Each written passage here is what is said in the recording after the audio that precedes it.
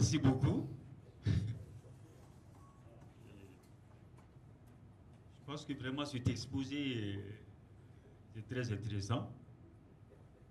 Et il est tellement intéressant que là-dessus, moi je vais appliquer la règle qui veut que charité bien ordonnée commence par soi-même. J'ai envie de commencer moi-même, mais je vais quand même laisser le parler un peu. J'aimerais poser quelques questions sur ça, mais on va enregistrer d'abord les intervenants.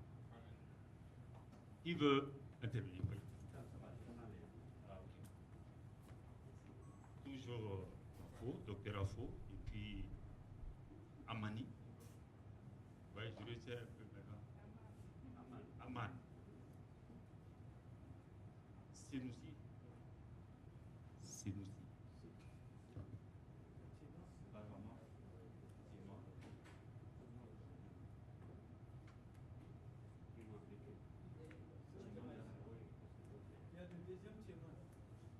Ah, il y a le...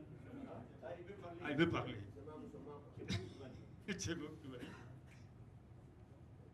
Madame Kwasi.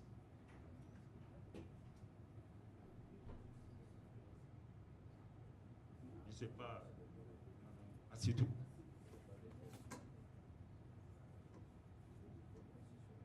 Est-ce qu'on pourrait terminer par moi-même? Oui.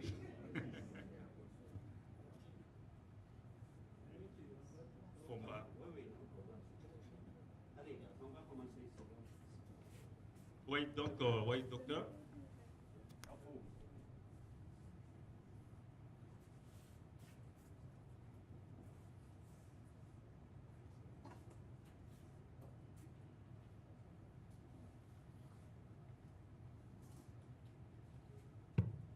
Félicitations au docteur Armand. Sa communication m'a motivé, ça a capté mon attention. Cependant, j'ai deux préoccupations. La première, tel que le contexte est décrit, c'est un contexte très harmonieux et trop beau. Je me demande s'il n'y a pas de couac entre les deux formes de pouvoir. J'aurais aimé quand même qu'il nous ressorte quelques limites de cette cohabitation entre le pouvoir traditionnel Aboré et la municipalité. Deuxième préoccupation, à l'entendre, j'ai compris que la société Aboré est une société matrilinéaire. Et au même moment, sous le président Laurent Gbagbo, votre constitution a semblé exclure ceux qui ne sont pas de père et de mère ivoiriens. Quel contraste pouvons-nous établir à ce niveau?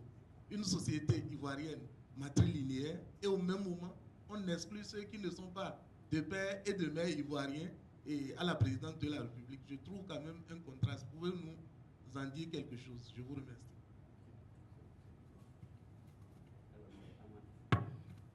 Merci, Monsieur le Président de séance. Félicitations à mon collègue Armand pour son exposé assez alléchant. Je voudrais commencer par un aspect. Il a dit qu'il y a eu une mise en place d'une police environnementale. Mise en place d'une police environnementale. Qu'est-ce qu'on fait avec la police de l'État qui fait le même travail? C'est la police municipale. Ok, mais qui fait un travail dans l'environnement. Que deviennent les agents des eaux et forêts alors? Deuxième chose, vous avez dépeint un tableau assez, je voulais dire, parfait. Sinon, idéal ou idéaliste, prenez ce que vous voulez. Mais dites-nous franchement, de vous à moi, politiquement, quand il y aurait des questions d'intérêt, de partage de pouvoir entre la chefferie traditionnelle et ceux qui seraient nommés par la hiérarchie nationale en poste donc dans la localité, que se passerait-il? Voilà, essayez de nous dépeindre un peu, comment est-ce qu'on va appeler ça? Ce scénario, parce que ce n'est pas encore arrivé. C'est tellement idyllique ce que vous avez dit. Merci, M. Armand.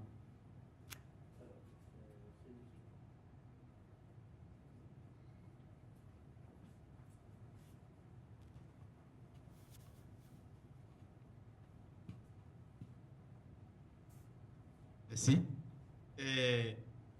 L'exposé de Armand vraiment vient de montrer que le cas de Côte d'Ivoire ou de Aboré, c'est un cas exceptionnel où l'influence de la chefferie traditionnelle est toujours vive. Alors, je voudrais vous poser une question. Comment le pouvoir aboré a-t-il résisté à l'influence ou aux différentes mesures, parce qu'on sait que la Côte d'Ivoire, c'était une ancienne colonie française. Or, pendant la période coloniale, la France a essayé par toutes sortes de mesures à morceler le pouvoir et à diminuer l'influence des chefferies traditionnelles. Comment on le voit, il y a une relique pour le cas de la Côte d'Ivoire, toujours d'un exemple d'une société traditionnelle qui a gardé toujours son influence sur sa communauté. Merci.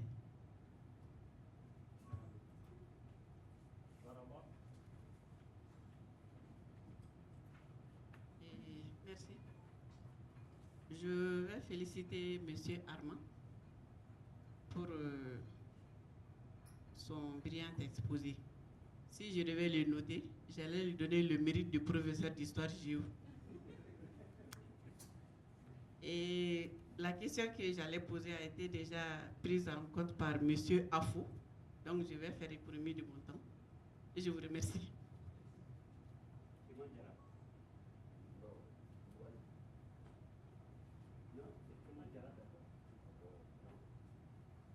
Merci, ce n'est pas une question, c'est vraiment pour encourager notre collègue à documenter davantage cette expérience qui mérite d'être partagée, même en dehors de ces colloques-là. Parce que c'est peut-être une étude de cas qui peut inspirer pas simplement simplement la Côte d'Ivoire, mais ça peut être fait ici. Donc la perspective historique, c'est-à-dire commencer pas dans les années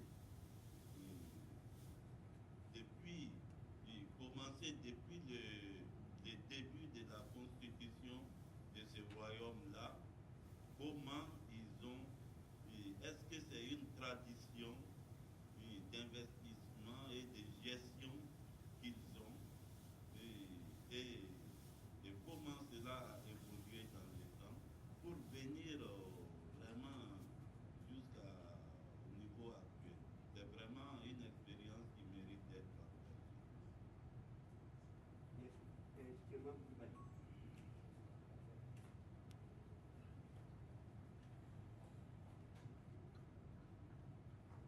Merci, monsieur le conférencier.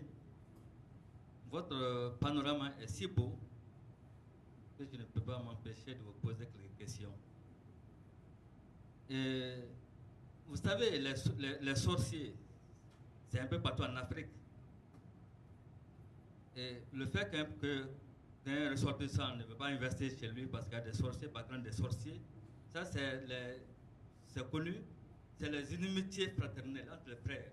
C'est les inimitiés qui sont là, qui font que les uns et les autres ont peur d'aller investir pour ne pas être mangés ou sacrifiés. Mais dans votre cas, ces inimitiés intimes, donc entre frères, a été canalisée par le pouvoir central, par le pouvoir local plutôt. Alors, comment le pouvoir local a pu donc maîtriser l'inimitié entre frères pour aboutir à ce panorama idyllique?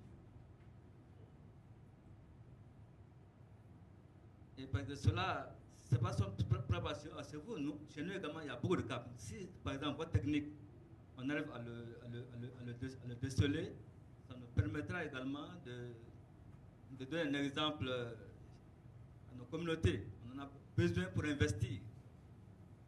Nous savons que beaucoup de Maliens riches ailleurs investissent tous soit à Bamako, soit dans les villes secondaires. Donc votre exemple, on en a vraiment besoin. Merci.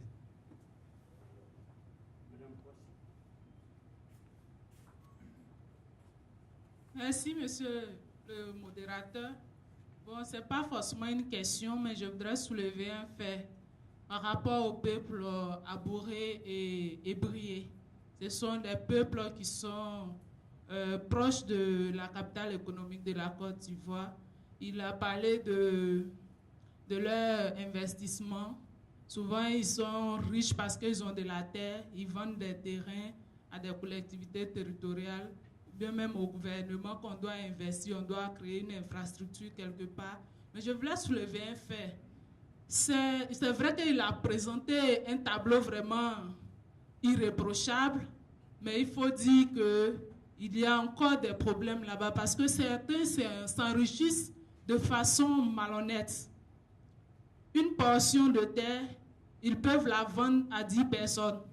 Et ils sont en complicité avec les collectivités territoriales.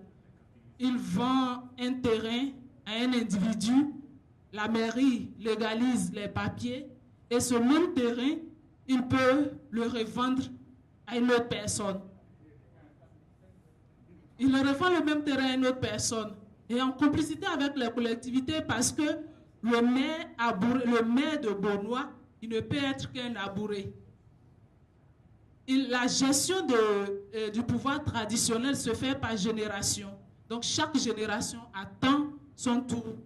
Donc c'est vrai que le tableau est vraiment irréprochable, mais il y a encore des défaillances au sein de la gestion du pouvoir traditionnel. Merci.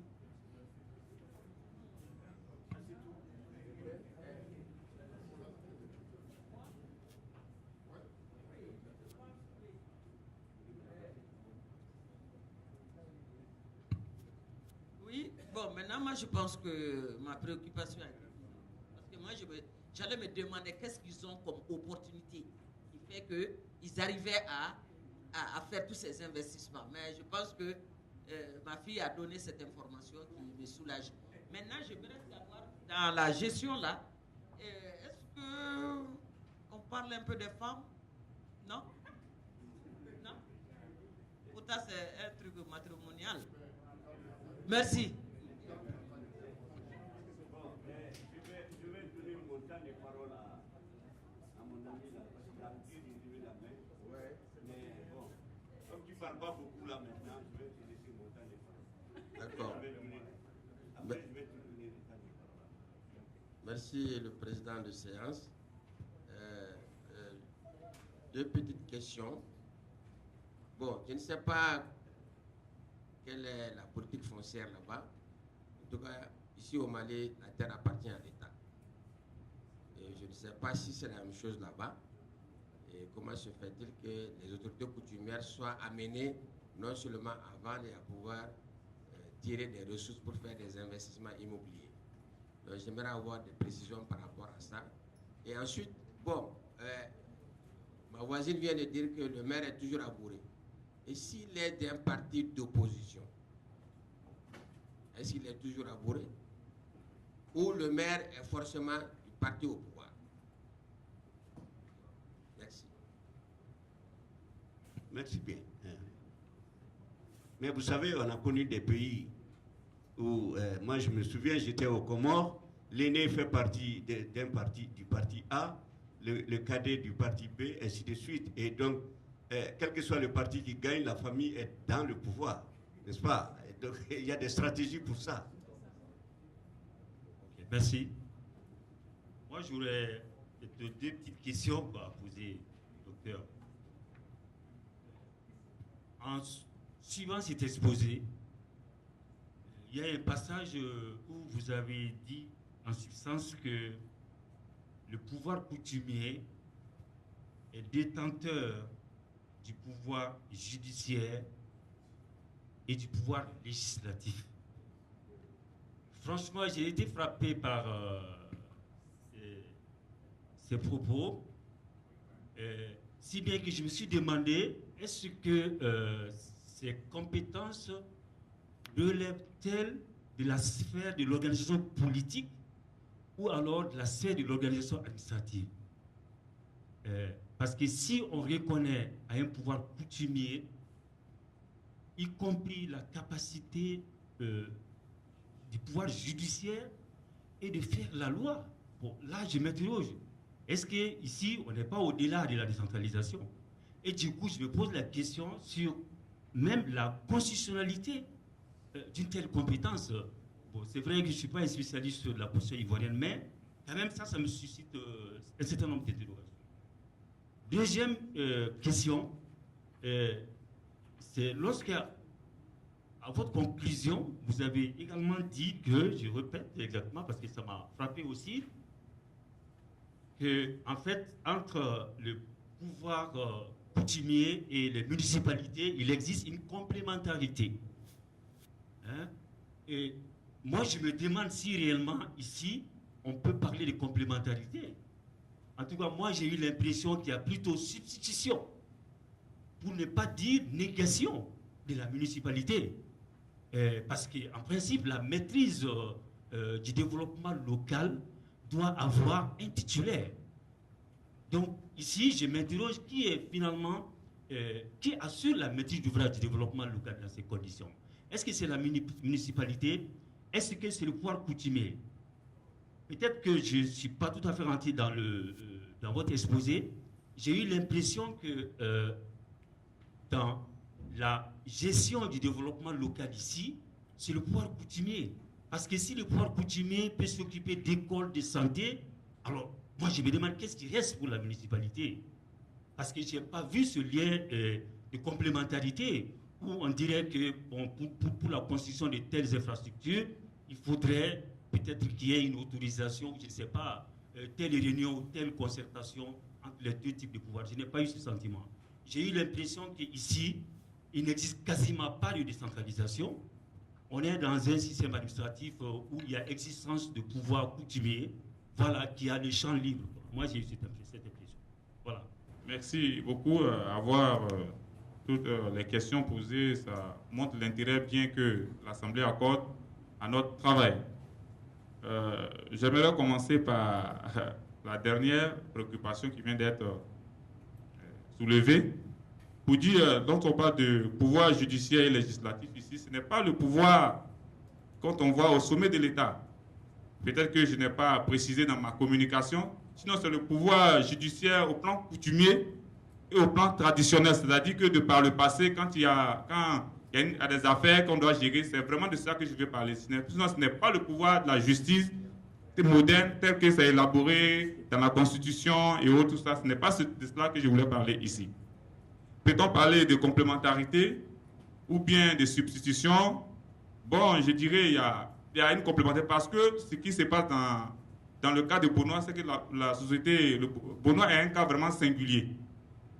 Un cas singulier ajouté un peu au peuple hébreu autour d'Abidjan est un cas singulier. Lorsqu'on arrive à Bonois, c'est vrai, j'ai donné seulement qu'une partie, mais toute l'économie de Bonois est vraiment animée par les autochtones. Lorsque vous arrivez à Bonois, le transport, vous allez voir que le transporteur, le chauffeur de taxi et autres, c'est un jeune abouré. Le petit vendeur je ne sais, peut-être un petit commerçant, il est d'abord abouré. Donc, à partir de cet instant, ça montre un peu déjà comment la société s'est imprégnée, s'est impliquée dans vraiment le développement économique. Et c'est à partir de là que tous les partis, or que qui dit société abourée, dit les jeunes abourés, ils se reconnaissent déjà à l'autorité coutumière. Et c'est vraiment ça. Et ce sont des peuples qui ont eu des terres, mais qui n'ont pas été vraiment, qui ont conservé leurs terres, le foncier vraiment pour eux-mêmes.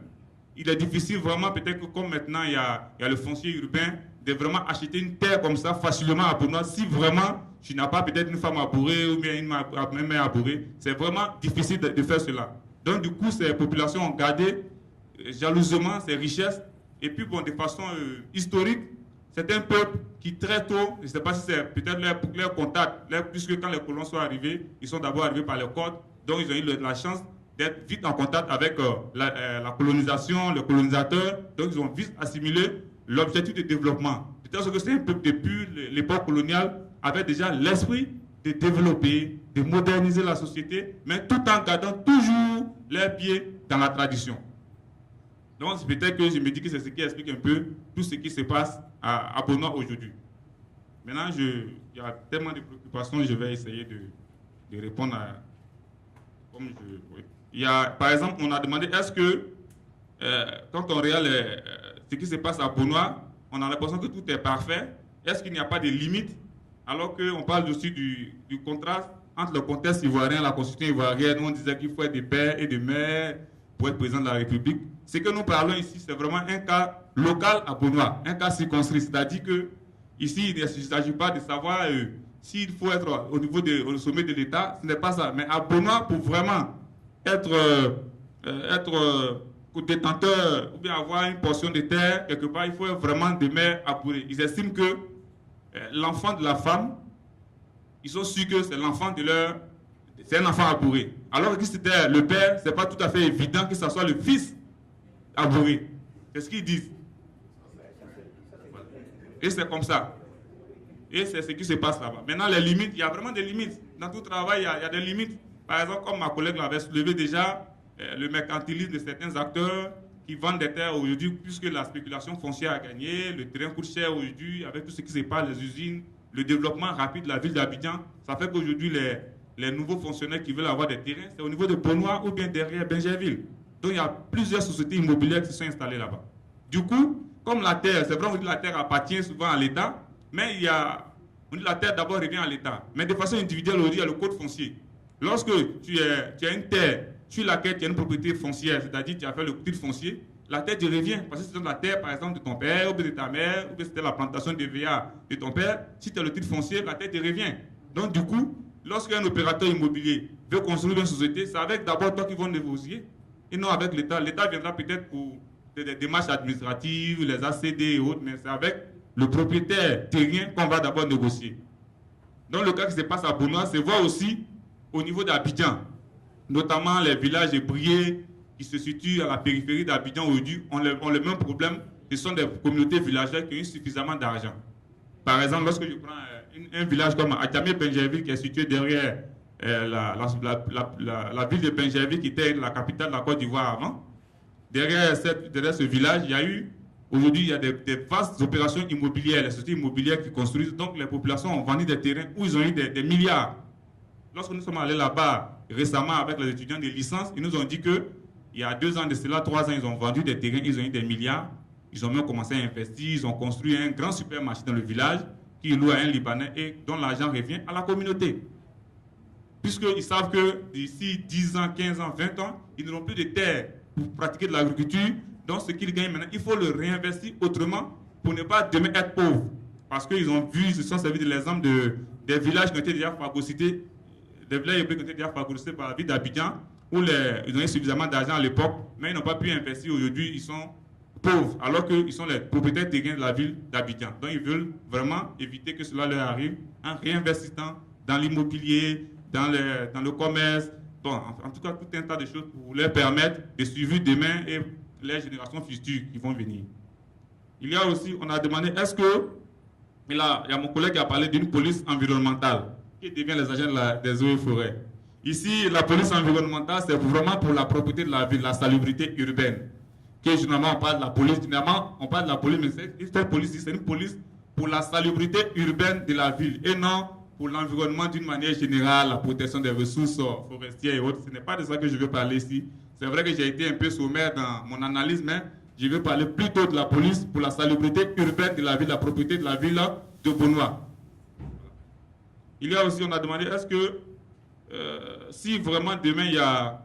Est-ce que s'il y a un partage de pouvoir, que se passerait-il politiquement s'il y avait quelqu'un, un parti d'opposition qui venait, mais je dirais déjà que, bon, à Bonois, c'est vrai, on peut parler d'opposition politiquement, mais l'Abouré se reconnaît d'abord en tant qu'Abouré avant d'être un homme politique. Donc, quel que soit son bord politique, l'histoire ne changera pas à Bonois, il ne va pas changer le cours de l'histoire de la société Abouré. C'est toujours les mêmes pratiques que lui-même a vécues depuis longtemps et qu'il continue de pratiquer. Donc, ce qui fait que la ville de Bonois est vraiment un cas singulier. Maintenant, il y a une préoccupation qui demande comment la société Abouré a résister aux influences de la modernisation. J'ai déjà répondu un peu pour dire que c'est vrai, ils ont connu très tôt la modernisation, mais ils ont gardé un pied dans la tradition et ont transmis ça de génération en génération aux enfants. Lorsqu'il y a la fête du Popo Carnaval, c'est pratiquement tous les Abourés de Côte d'Ivoire et de la diaspora qui vont là-bas pour c'est vrai, une fête de retrouvailles annuelle, mais où les personnes se permettent de se retrouver pour parler de développement, pour parler de temps et de temps des choses. Donc vraiment, c'est un peu vraiment, ils ne sont pas nombreux, ils représentent peut-être 0,2% de la population ivoirienne, mais ils sont vraiment très solidaires. Très solidaires, ils gagent jalousement leur développement. Ils n'arrivent pas à concevoir, par exemple, un fonctionnaire lorsqu'il travaille à Beaunois et qui n'a pas construit, c'est-à-dire un fonctionnaire de Beaunois qui travaille et qui n'a pas construit dans son village à Beaunois, c'est comme un échec dans sa vie. Donc c'est vraiment une concurrence en matière de réalisation qui fait qu'aujourd'hui Beaunois rayonne, Beaunois brille, c'est vraiment ça. Il y a aussi, dans mon travail, on a parlé de est-ce que je n'ai pas parlé des femmes alors qu'il s'agit... c'est vrai, je n'ai pas plutôt parlé des femmes, mais en tout cas les femmes ont un rôle, elles jouent un rôle dans ce processus, puisque c'est à partir d'elles que se fait l'héritage. Donc vraiment, elles ont un rôle très déterminant. Voilà, c'est ce que je voulais dire. Voilà. Bon. Maintenant, on demandait quelle est la politique foncière pour que... Bon, je pense que j'ai déjà répondu à ça. La politique foncière, c'est que le foncier, c'est vrai, en Côte d'Ivoire, on dit la terre appartient à l'État, mais si tu as une portion de terre, il faut l'immatriculer, il faut avoir un truc foncier. À partir de là, tu deviens propriétaire foncier. Donc, déjà, le problème, c'est pour ça. Oui, ben, bon, voilà un peu. Maintenant, si je n'ai pas répondu à d'autres préoccupations. Vous attendez le panel pour les débats. Donc, merci beaucoup. Monsieur